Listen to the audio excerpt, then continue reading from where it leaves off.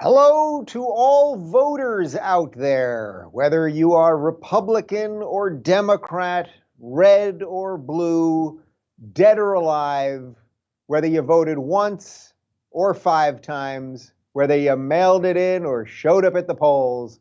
This is the Rubin Report Direct Message for November 5th, 2020. I'm Dave Rubin, and we are about a day and a half out of the election, and nobody knows what the high hell's going on.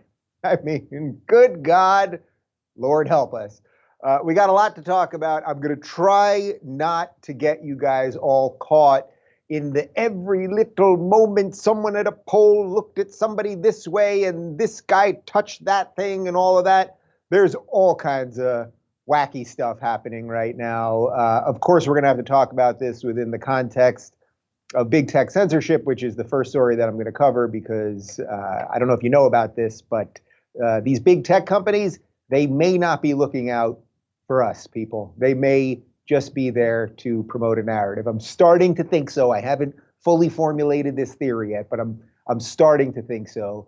So we're going to talk a little bit about big tech and censorship and what's going on with Trump's tweets, because they keep censoring his tweets, but not Biden's tweets. Overall, we'll talk about how it was pretty much a decent election down ticket for Republicans.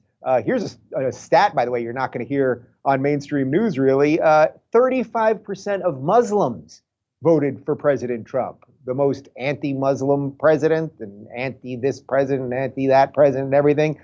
He also got the highest, as I talked about yesterday, the highest non-white vote by a Republican since 1960, the highest percentage, something like 26%, which obviously that could change a little bit on the margins. We'll talk about what's going on a little bit with these states, because everything's kind of upside down, and depending on who you're listening to, it sounds like it's in the bag for Biden, or it sounds like it's in the bag for Trump, or it sounds like it's in the bag to never end. So we'll talk a little bit about that. We'll also talk about some voter fraud stuff that seems pretty crazy out of Arizona, and we'll actually show video, and then you can decide. And then actually spectacular news. You guys know I was going crazy about this Prop 16 thing here in California, where we were literally putting discrimination back into the system. We were going to say that, yes, the government should hire based on race and gender and skin color and all of those things. And it actually got rejected. I am shocked. Something sane happened here in California. I can't believe it. I don't know how it happened, but something sane actually happened here in California. Michael, let's talk about Ancestry before we get to anything else. Guys, this holiday season will undoubtedly be like no other. Families may not have the opportunity to be physically together due to COVID-19, social distancing, and financial restraints. All sorts of travel stuff. I told you guys, I host Thanksgiving at my house usually, but it doesn't look like we're going to be able to do it this year, unfortunately. Despite the events that may keep us apart physically, Ancestry brings you closer to family, past and present, through your shared history. Ancestry is the family activity and gifting solution for the highly unusual 2020 holiday season. Actually, my grandma's cousin, who lives here in Los Angeles, who I connected with in the last couple of years, she's 94 years old. She's our family genealogist, and she's used Ancestry to help track my family back over 250 years, actually, into Europe. Pretty amazing. The holiday sale at Ancestry is the perfect time to treat someone you love with a gift that connects them to family in new, meaningful ways.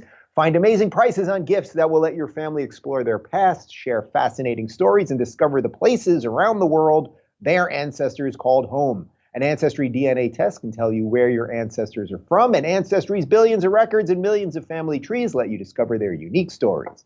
Don't miss special holiday pricing on truly meaningful gifts during the holiday sale at Ancestry. Head to my URL at Ancestry.com to get your Ancestry gift today. That's Ancestry.com/Rubin. And now back to me. All right, so let's start by talking about the messaging part of what's happening right now, because you guys all know this. There's a lot of stuff happening on the ground, right? There's recounts, and they're trying to figure out what postmark date things can happen in Pennsylvania, specifically in Philly. Now it seems like Arizona may be turning back towards Trump. There's a lot of like stuff happening on the ground, and I'll get you sort of up to speed on the numbers. But at some level, I think that actually is starting to become secondary to our ability to actually get the information. Again, this is the reality war that I keep telling you guys about. It's like if we don't have a mainstream media layer and then a big tech layer to get us the information. So if you think about it this way, it's like stuff's happening on the ground, right? So there's a reality happening on the ground that may be legit, that may be fraudulent. In some places it might be legit, some places it might be fraudulent. Like there's all those different combinations of different things that are happening in different states with different governors and with different attorney generals, et cetera, et cetera. And by the way, the attorney general of Philadelphia and some of the election officials there, they're outward Biden supporters. That does seem a little problematic, as the kids say. So there's that layer. And then you have, okay, whatever happens, the reality of what happens, whether it's true or not in terms of the numbers, but you have that. Then above that, you have the mainstream media is going to report on it in a certain way. And then above that, you have big tech, which allows us to see what mainstream is talking about or what the online people are talking about. And then they censor stuff or don't censor stuff and the rest of it. This all leads us to the reality war. And I think you probably remember about 2 weeks ago, it was literally, I think about 7-8 days before the election, when Congress, the Senate specifically, hauled in the big tech guys again, right? They had Jack Dorsey from Twitter and Zuckerberg from Facebook. And there were some nice moments, Ted Cruz going off on Jack from Twitter and all of that. But as I said then, and I think I've turned out to be correct, it's like, guys, the ship has left. Yeah.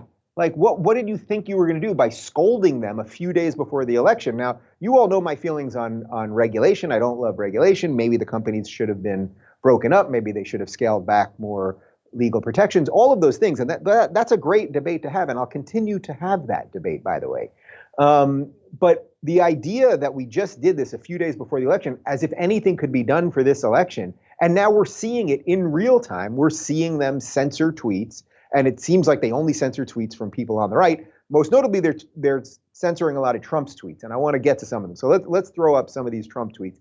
It doesn't even matter specifically what Trump is saying in these tweets. It really doesn't, as to whether it's 100% true or 100% false, or whether he's being sarcastic or over the top or any of that. The point is that this is why the free speech debate in America was so connected to the big tech debate. Because right now, I want you to think about it. Is the government coming for your free speech in any way right this moment? Not really. Not really. That isn't to say it can't happen. Of course it can happen, and we have to watch out for that. And that's the beauty of the First Amendment, which I have no doubt the progressives will come for soon enough. But that's not the issue, meaning the government coming for your free speech is not the issue. Suddenly, right after an election, Twitter is censoring one of the candidates' tweets. Now, this is a problem. This is a problem. They're also canceling a couple accounts. There was this account that was doing a really nice tracking of what was happening at all these polling stations. Then a lot of people were retweeting it. Suddenly that disappeared. Some of my tweets, there was a tweet by 538, that's Nate Silver's polling thing that gets everything wrong, and yet everyone thinks this guy's a genius. And they tweeted that in one of the states, something they found suddenly out of nowhere, something like 2,400 votes, 2,400 votes. And all of them, in their own tweet, it said all of them went to Biden. That's basically mathematically impossible. So I retweeted it and I said, well, shouldn't they lie within the margin of error? So I was making a little joke, but in essence, I was just saying it's obviously a lie. And it's like my tweet actually got censored by Twitter. People couldn't retweet it, they couldn't share it, they couldn't like it, and everything else. A ton of people sent me that. They sent me videos of trying to do it, but they didn't stop the 538 one from going out there. So it's like, anyway, I know this is a little minutia stuff at some level, but the point is the reality war is here, and your ability to figure out and find and pilfer out of the nonsense what is true is a big problem. And again, it's only going one way. Biden yesterday tweeted something about in 71 days or something, when I'm president, this or that will happen. And it's like, well, isn't that misinformation? Because you're basically saying that you won the election. Now, we know if Trump did that, there would have been a warning. But when Biden does it, There is no warning. So this is all mess. It's a mess, people. But actually, I want to step back before I jump to the other story and say something else that I mentioned on the show yesterday, that I'm feeling pretty good about things in a certain way, and that, like, I'm not feeling crazed about life at the moment. I think there are some crazy things out there, but as I said, I don't view my whole life just through the political lens, and I hope that you guys don't either. I hope that you have a philosophical lens, and I hope you have family and friends that you care of and care about and love, and I hope you eat some decent food and get to do some things that you like to do and all of those things. So I do have those things. I've worked hard to have those things, and so that's why I'm not feeling crazy. But I realized last night, it was like 9 or 10 o'clock, and I was just laying there, and I'm like flipping through Hulu, and I can't really find anything, and I find that's usually where like the more interesting introspective thoughts come from. Is where you're just like doing nothing, and then suddenly your mind is just like, oh, remember this? And what I thought was, the reason that I'm feeling pretty good about things is that no matter what happens right now, I know that I did what I thought was right. Like, I really did. I did what I thought was right. As I said to you yesterday, it's come at a cost personally, through friends and family and a whole bunch of other stuff. I have no doubt that if Trump loses, like, there's going to be all sorts of people that will try to destroy all of the people that had anything to do with Trump or anything like that. But I'm really proud that I stood up and said what I believe in. And when I glance through the comment section here, I know that you guys, in some cases, like, I'm a proxy for you, because it's a little harder for you to do it in whatever your life circumstances are, and I totally sympathize with that. And I wish there were some good answers for it. Unfortunately, the only good answer is that you got to step up too, because the more of us that do it, it creates that ripple effect. But I know at the individual level, it can feel very scary. And I don't judge anyone for not doing it. I truly don't. I judge the public people who say one thing publicly and say something else privately. But for the average person just trying to get by in the day, I get it. But anyway, I mention all of that because I think a lot of people feel hysterical right now because maybe they didn't do what they should have done. They didn't say what they should have said. And then something happens and you feel sort of out of control. And it's like, I know I've done everything that I can do here, and I'm continuing to do that. So that's why I feel kind of good. And I just thought giving a little of the personal side of that would be good. I want to throw quick to, well, I'm not going to throw to it. I'm just going to mention that this guy, where's my paper here? Here it is. I've got a lot of papers here. Papers, if you have a lot of papers, that means you know what you're doing. So you can see I have a lot of papers here.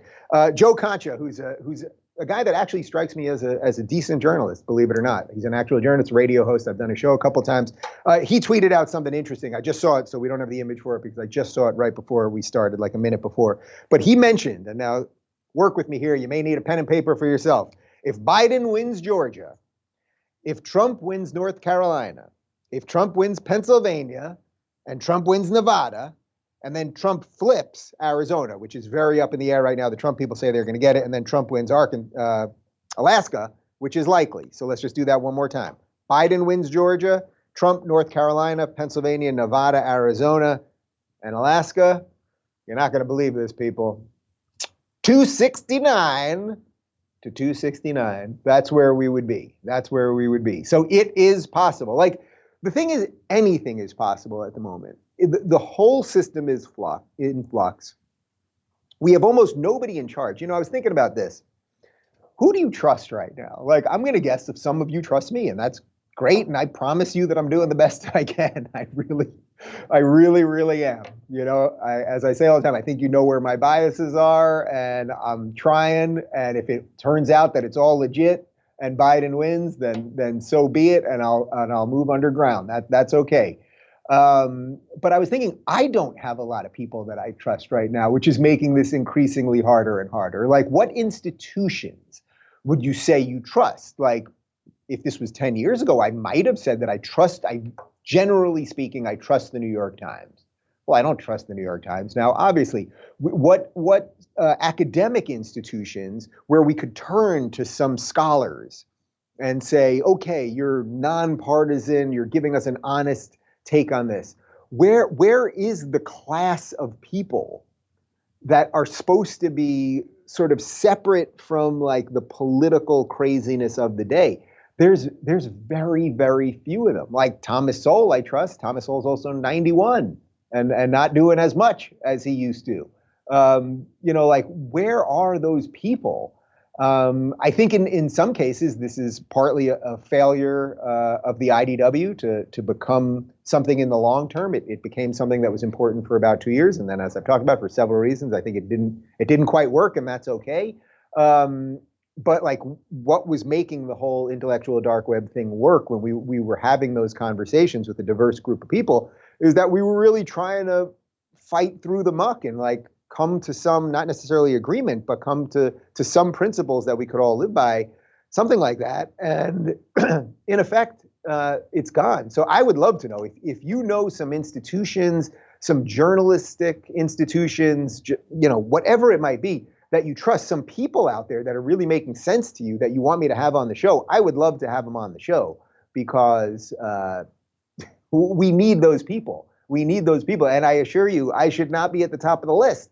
You know what I mean? I'm just one guy and I'm doing what I can, but like there should be a lot of people doing it. And yes, of course, there are some other people in this space that I think are basically doing good work. I think Glenn Beck is basically doing good work. I think Ben Shapiro is basically doing good work. But again, these guys happen to align a little bit more with me ideologically. So I would love to see sort of a wide swath of people like that. All right, let's jump over to some of the voter fraud issues, because this is going to be one of the things that, when I talk about the reality war, it's the type of thing that you're going to see online for now until they start censoring it, that you're not going to see on CNN. So I'll bet you $1 American that you're not going to see this image that I'm about to show you, these images that I'm about to show you on CNN, but these seem pretty legit. And I actually saw the video in a follow-up tweet. We're going to show you some images here, but I saw the video in the follow-up tweet, and there's many examples of this, and I recommend, don't take my word for it. We're going to pull the images up right now. So this is at Fleckus on Twitter, and he's an independent journalist. I've met him once or twice. Interesting guy. He went to the Michigan website and he started doing some Michigan voter information searches. And he was able to put in names of people that are long since dead, like William Bradley. You know what year William Bradley was born in? And you can see it here. He put all the information in. William Bradley was born in 1902. That would make him 118. Put in his zip code, the whole thing. And you're not going to believe this. William Bradley, 118-year-old William Bradley, who's dead. He died in 1984, by the way. He was registered in Wayne County in Detroit. And you're not going to believe this, guys. It's even crazier. And you can see all the images here. But again, go to Flecka's account, watch the videos, see if you think this is something. Go do it yourself. He puts the link in there. Go do it yourself. Find old dead people and see if they voted. Good God, what is happening? And yes, this guy voted. His application was received on September 11th, 2020. And the ballot was sent on 9/19/2020, and it was received about 12 days later on 10/2/2020. So congratulations to 118-year-old dead William Bradley from Wayne County, Detroit. You voted. Your family must be very proud. You see why this is a problem, guys. Like, I don't mean to be silly about this stuff, but this is either something or it is not. And if you see these things online and then the mainstream media just ignores them, well, then they're basically telling you, oh, it is real, but it doesn't fit our narrative, so we can't show it to you. Or they're saying we're just not in the business of doing news. Now, I think it's some combination of both of those things. But again, don't take my word for it. Click the link yourself. Find some dead people. See if they voted. That's a problem. This man born in 1902 did not die. Did not die. He's dead. He's dead. He definitely died. He did not vote. I'm pretty sure he did not vote. So, and you know what? If you can prove that this is fraudulent, go ahead and do that. Like CNN, a lot of people are believing this right now, right? Like a lot of people are seeing this in the Twitter sphere. So if this is fraudulent, if this is nonsense, well, how about you do a story and prove it instead of just calling everybody racist, bigots, and the rest of it? How about you do that? Okay, I want to do one more story for today. As I said, I don't want to bludgeon you with every little, oh my God, that this man in Philadelphia ate a cheesesteak while he was voting and We'll get through all of that. But by the way, I will say this. It seems to me that this has to end up going much further to the courts. Like, I think the one thing that the system did not account for is that Trump is not a normal Republican who would just lay over and die. He's going to fight this. He's going to fight this. And again, I'm not telling you that everything Trump says, even in those tweets that I showed you, is true. Of course not. You know what I mean? Like, Trump is fighting, Biden is fighting, the media is fighting, everything else. But now we've left it up to our big tech overlords to discern what is truthful. This is a major problem. But let's end on a little bit of good note here. Prop 16, which I have been talking about for a couple weeks in California, which was going to be a reversal of the Civil Rights Act. Now, civil rights, we're all for civil rights, right? I thought we were all for civil rights. It's one of those things, it's like the Middle East peace thing. We were all for it, and now suddenly we're not so for it, because I guess it has something to do with Orange Man. But Prop 16 in California was put on the ballot, and what they were going to try to do was reverse the Civil Rights Act, meaning that the Civil Rights Act of 1964 said, in effect, that the government cannot discriminate when hiring based on skin color and sex, et cetera, et cetera, et cetera. I'll actually read you exactly what it was. It was California Proposition 16. We can put the image up there. It was to end the diversity ban. So everything about this was confusing. Okay, so it repeals a constitutional provision that made it unlawful for California's state and local governments to discriminate against or grant preferential treatment to people based on race, ethnicity, national origin, or sex. So to not discriminate based on those things is good. And that's what we've had, that you can't discriminate on that. This was put on the ballot by the lefties, by the bananas progressives, to reverse it because they want racism injected into the system in the name, of course, of anti-racism. But what really concerned me about this, although let me just get you the numbers, throw the image up there for just a sec again, 56%, so over 6.5 million people, we got a lot of people here in California, 56% of people said, no, we don't want to inject systemic racism into our government, which is exactly what this would have been. We don't want to say to the government, oh, you've got a black guy there and a white guy there, let's automatically hire the black guy. That would be a problem. That would be racist.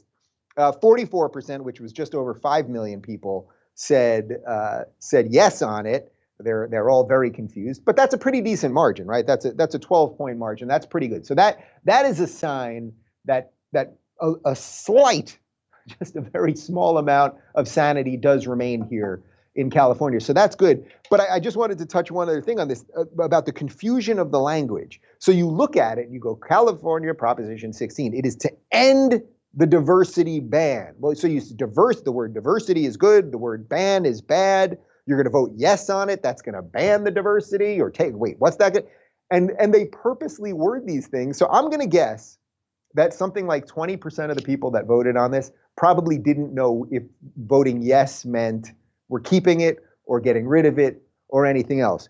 End diversity ban. And then what does it do? It repeals a constitutional provision that made it unlawful. So I'm voting yes to repeal the ban that ends the diversity ban, You see what I'm saying here? It's very confusing stuff. It's very confusing stuff. But thankfully, guys, something sane actually happened here in California. I can't believe it. What a world. It's actually, maybe it's not all terrible. Who the hell knows? All right, guys, that's it. We're on a tight 24 today. Got a busy day, obviously doing a bunch of podcasts and interviews and all that good stuff. Stay sane. That's going to be my messaging throughout. Stay sane. I think we'll get a little more information out of some of the places today. I think we'll probably have something on Arizona, maybe today. It sounds like Philly's going to be hung up for a little while. And as I said, they've got this Democratic machine there that is just not going to let Trump win. But all of these states, they're going to battle it out. I sense this is going to the courts. Oh, by the way, I didn't even mention that, although I wanted to end this on a good note, so I'm going to make this real quick. Crazy violent protests in New York City and in Portland and in DC and some other places. There's a viral video of just a girl with no mask on, no mask young lady, spitting in a cop's face and then all sorts of fighting. There's people in Portland that are actually going into residential areas now and screaming at people. And some poor guy, he walks out of his house and he says, no, I'm a Biden guy. Look, I got a Biden sign. And they don't care about that because they want absolute chaos. And it's like, wait a minute. What are you guys angry about right now? Like, we don't even know who won. And the point is, they want to burn down the whole thing either way. And I think a bunch of us were warning about that. But okay, that's negative, and I wanted to end positive. So I will end positive by saying this: it's all going to be okay. One way or another, it's going to be okay. And just remember, for all the chaos right now, the fact that anything can happen is still good. We don't live in a system where nobody's vote matters. Like, we live in a system where it's a little odd, and sometimes even if you're dead, your vote can matter. But like, we live in a time where people are trying to get their voice out and be heard. That is a net good if you can just, see the forest for the trees. Okay, guys, have a great day, everybody, and I'll see you tomorrow.